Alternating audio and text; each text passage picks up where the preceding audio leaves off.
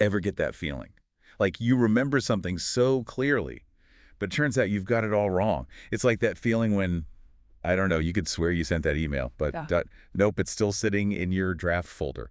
Yeah. Except we're talking about memories on a much larger scale. Yeah, it's not just those senior moments, right? It's like large groups of people all misremembering the same thing. It makes you wonder, what's going on with our brains? That's exactly what we're diving into today, the Mandela effect. Yeah. And we've got this book here that breaks it all down. Should be a fascinating deep dive. Totally. So to kick things off, think back to your childhood. Remember those colorful bears we all loved? The Berenstain Bears? You mean the Berenstain Bears? And there it is, the Mandela effect in action. It's like this weird phenomenon where we collectively misremember something, even the spelling of a name. And the thing is, it's not just about bears or books. This effect pops up everywhere. And it makes you question how much we can trust our own memories. It really does. So let's take a closer look at this Mandela effect. What is it exactly? So the term itself comes from a pretty interesting story. Back in 2010, a paranormal consultant named Fiona Broom brought this whole thing to light. She vividly remembered Nelson Mandela dying in prison back in the 1980s. Hold on, didn't Nelson Mandela die much later, like in 2013? Exactly, he did. But Fiona, and surprisingly a lot of other people, had this shared memory of him dying decades earlier. They even recalled specific details about it, like news coverage and even imagined state funerals. Wow. So she stumbles upon this discrepancy in her memory, and suddenly she finds all these other people who share the same false memory. Precisely. And that's how the term Mandela effect was born. It describes this bizarre phenomenon where a large group of people share a distinct memory that differs from recorded history or fact. That's wild. It's like our brains are all on the same wavelength, just tuned to a slightly different frequency. It's a strange, strange thing. And it's not just Nelson Mandela. This book is packed with other examples, right? Like, what else is in there? Oh, tons. Remember Jiffy peanut butter? Yeah, smooth or crunchy, am I right? Well, get this. It's always been Jif, not Jiffy. And how about Sex and the City? Carrie Bradshaw shoes, New York City, what about it? Turns out the show is actually titled Sex and the City, not In. These examples, as trivial as they might seem, demonstrate how this effect goes beyond just simple forgetfulness. Okay, so we've got these weird shared memories, but what's the explanation? Does this book offer any theories about what's actually going on? So we've got Jiffy peanut butter becoming Jif and Sex in the City somehow losing its and. It's wild. But the book doesn't just leave us hanging with these examples, right? It digs into some possible explanations for this whole Mandela effect thing. Oh, absolutely. The book dives into some really interesting theories. One of the most out there explanations is this whole idea of parallel universes. Parallel universes. Okay, now we're getting into some sci-fi territory. Yeah. You mean like those false memories we have Yeah. might actually be real in some alternate dimension? Exactly. It's a mind-bending concept. Imagine a reality where Nelson Mandela did die in the 80s, or where those bears were always the Berenstain Bears. The theory suggests that our memories could be bleeding through from these alternate realities. Wow, that's a lot to process. I mean, I'm not sure I'm ready to buy into parallel universes just yet, but it's a fascinating thought. Are there any explanations that are a little closer to, well, actual science? Of course. The book also explores more grounded explanations, particularly focusing on the quirks of human memory.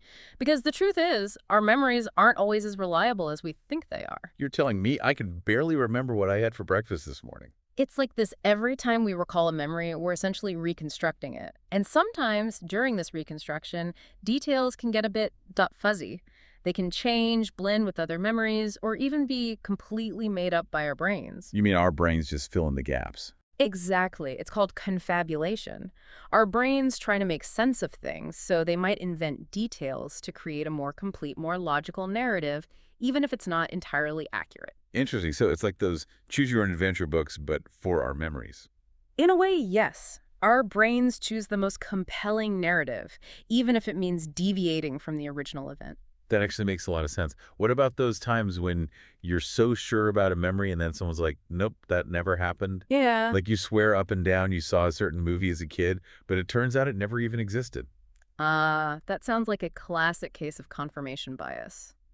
It's this tendency we have to seek out information that confirms our existing beliefs, even when those beliefs are wrong. Oh, yeah. I've been guilty of that one. So how does this confirmation bias play into the Mandela effect? Well, imagine you have a vague memory about something. Then you come across others who share a similar memory, even if it's inaccurate. This confirmation from others strengthens that memory, making it feel even more real, even if it never actually happened. So it's like our individual biases, combined with the influence of others, create these shared false memories. Precisely. It's a fascinating interplay between individual and collective memory. Our individual memories are already susceptible to distortion, but when you add in social influence, the potential for these shared false memories to emerge and spread becomes even greater. And remember, we're constantly sharing information, especially in this age of social media, which means that these false memories can spread like wildfire. So we got parallel universes, we've got our brains filling in gaps and going with the flow. It's a lot to think about. It really makes you wonder, like, how much can we actually trust our own memories? And what does it mean if we can't? Right. Like, if our memories are this fluid, this easily influenced, what do we do with that information? Well, the book actually brings up a good point about that. It's all about approaching our own memories with a little bit of humility. So not just assuming we've got it all figured out. Exactly. We shouldn't assume our memories are perfect recordings of the past.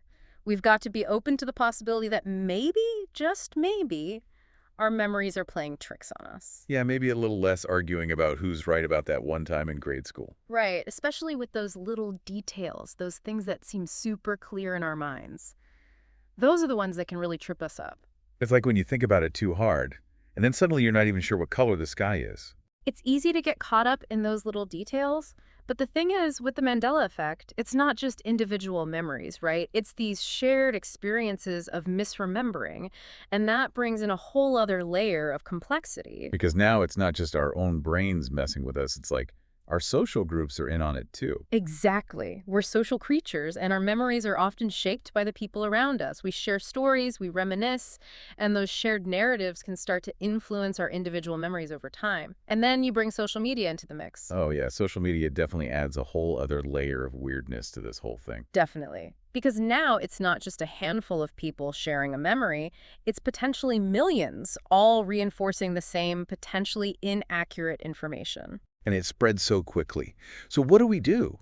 How do we even begin to navigate this world where our memories are influenced by, well, everything? As I was reading this book, the thing that really stuck with me was the importance of critical thinking.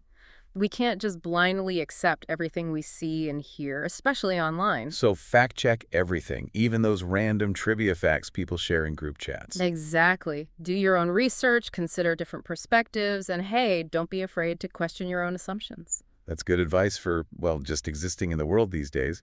But when it comes down to it, what's the big takeaway from this whole deep dive into the Mandela effect? For me, it's that reality is a lot less concrete than we like to think. Our memories aren't perfect records. They're constantly shifting and being shaped by our experiences, our biases, the people around us. It's a wild thought, isn't it? It really is. Yeah. So the next time I have one of those moments where I'm like, wait a minute, that's not how I remember it, maybe instead of questioning my sanity, I should embrace the mystery of it all. Exactly. Maybe it's a Mandela effect moment. Or maybe it's just your brain doing its thing. Either way, it's a good reminder that we don't have it all figured out, and that's okay. That's a great point to end on.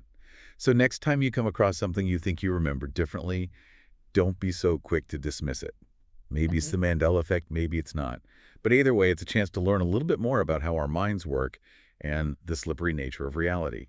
Thanks for joining us on this deep dive into the Mandela effect. And until next time, keep those memories in check.